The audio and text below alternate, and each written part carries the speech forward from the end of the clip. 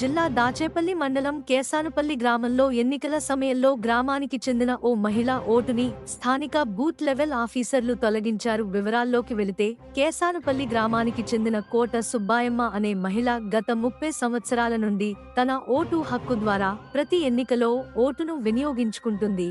2024 ఎన్నికల సందర్భంగా స్థానిక బిఎల్ఓలు ఓట్లు స్లిప్పులు పంచుతున్న నేపథ్యంలో తనకు స్లిప్పు రాకపోవడంతో ఆ మహిళ వెంటనే అధికారులను అడగగా తన ఓటు డిలీట్ అయిందని చెప్పారంటూ బాధితురాలు మీడియా ముందు వాపోయారు. స్థానిక అధికారుల నిర్లక్ష్యం వల్లే తన ఓటు డిలీట్ అయిందని బాధితురాలు ఆవేదన వ్యక్తం చేసింది. ప్రభుత్వం మరియు ఎన్నికల కమిషన్ వెంటనే స్పందించి తనకు ఓటు హక్కును వెంటనే కల్పించాలంటూ మహిళ ఆవేదన వ్యక్తం చేస్తున్నారు.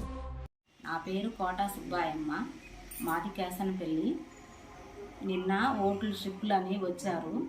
వస్తే నేను పోయి అడిగాను, నా ఓటు స్లిప్పులు ఇవ్వమ్మా అని అడిగితే చూసి నీ ఓటు లేదమ్మా అని అన్నారు.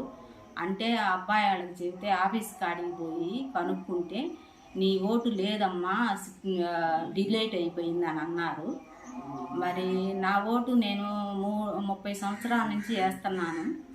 ఇప్పుడు ఈ డిలీట్ ఎందుకు అయ్యింది? మరి గవర్నమెంట్ వాళ్ళు నా ఓటు నాకు ఇప్పించాలా కోరుతున్నాము. నా ఓటు నాకు కావాలా.